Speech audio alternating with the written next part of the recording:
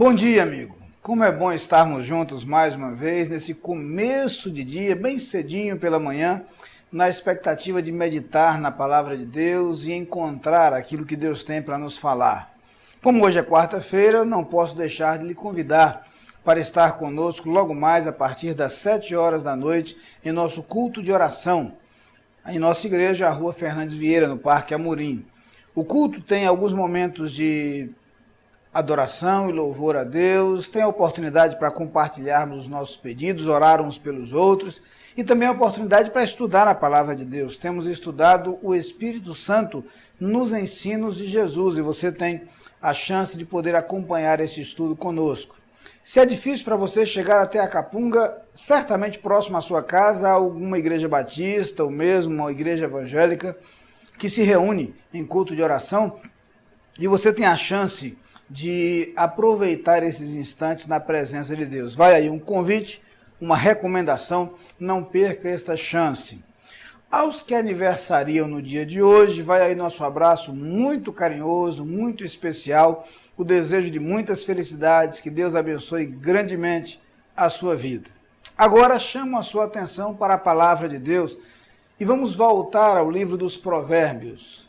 Provérbios, capítulo 23, versículos 13 e 14, nos diz o seguinte: Não retires a disciplina da criança, pois se a castigares com a vara, ela não morrerá. Castigando-a com a vara, tu a livrarás da sepultura.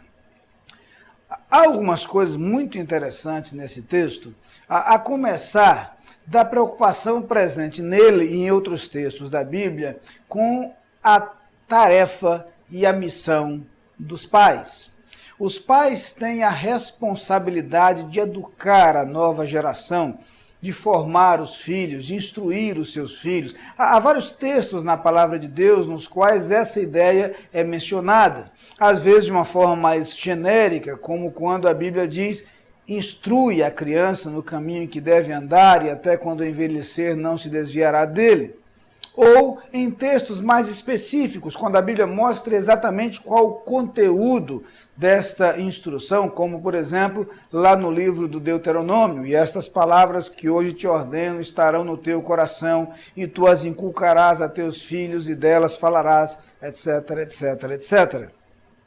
Seja em orientações explícitas a respeito do conteúdo dos ensinamentos, seja em declarações gerais que falam da importância do ensinar a criança. O que nós descobrimos na Bíblia é que há uma ênfase muito grande no papel e na responsabilidade dos pais, no desenvolvimento e na formação da nova geração.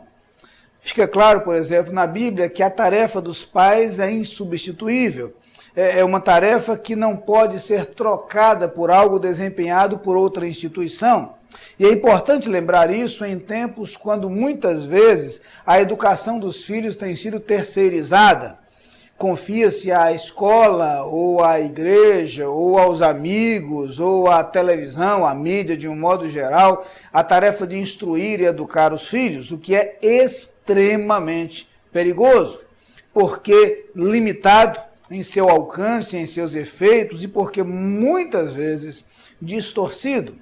O que encontramos na geração que se forma em nossos dias é o acúmulo de diversas informações que vêm de outras fontes que não a família, que vêm de outras fontes que não os pais, e que lamentavelmente tem provocado uma séria distorção nos valores e, consequentemente, nos hábitos, na prática de vida das pessoas que estão em processo de desenvolvimento.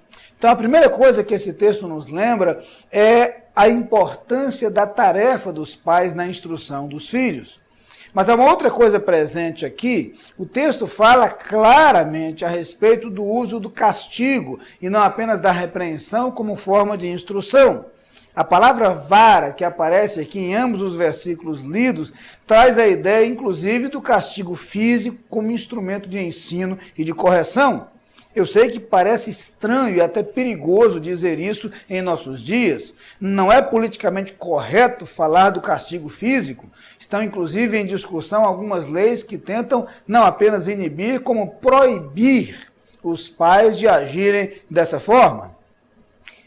A palavra de Deus está nos lembrando que o castigo físico, é claro que não se fala aqui de espancamento ou de tortura, mas o castigo físico pode ser, sim, um perfeito instrumento de disciplina, um adequado instrumento de disciplina. E eu evoco não apenas o ensinamento bíblico, válido ainda hoje, mas eu evoco a experiência. Pessoas de nossa geração, quase em totalidade, são pessoas que passaram por algum tipo de punição física ao longo de seu processo de desenvolvimento e não carregam hoje marcas, sinais ou traumas decorrentes disso. Falo por mim e falo por companheiros dessa mesma geração que certamente passamos por situações nas quais nossos pais nos trouxeram algum castigo, inclusive físico, num processo de correção. E é interessante que o texto diz não apenas que o castigo pode ser instrumento de correção, mas complementa no versículo seguinte dizendo que aquele que castiga o seu filho está justamente livrando-o da morte. Ao invés de ser o castigo físico uma forma de proporcionar sofrimento e morte, o castigo tem a finalidade de evitar a morte. E numa expressão mais moderna, eu diria que é muito mais desejável o castigo trazido pelos pais do que a punição sofrida diante da polícia, dos órgãos de repressão, e essa acaba sendo a consequência, esse acaba sendo o resultado, esse acaba sendo o futuro daqueles que muitas vezes têm pais omissos, que por uma ou por outra razão, por uma ou por outra desculpa, se omitem na instrução aos seus filhos, inclusive na punição quando necessário para que as lições sejam aprendidas. É ilusão, é utopia achar que as crianças podem ser desenvolvidas e ensinadas apenas através de palavras. Principalmente uma criança no início do seu processo de desenvolvimento não terá o desenvolvimento perfeito da lógica racional para entender o que deve e o que não deve fazer apenas baseado nisso. Que os conselhos da palavra de Deus sejam considerados ainda hoje e certamente serão muito úteis. Seus filhos no futuro agradecerão. Vamos orar. Pai querido, ajuda-nos a entender a responsabilidade que temos como pais. Ajuda-nos a não ser omissos e ajuda-nos a entender que muitas vezes a disciplina será o instrumento necessário, o caminho adequado para evitar que nossos filhos incorram em erro e se desviem dos teus caminhos e acabem sofrendo as consequências disso. Dá-nos a sabedoria, o discernimento e a percepção de como devemos agir na instrução aos nossos filhos. Eu te peço no nome de Jesus. Amém.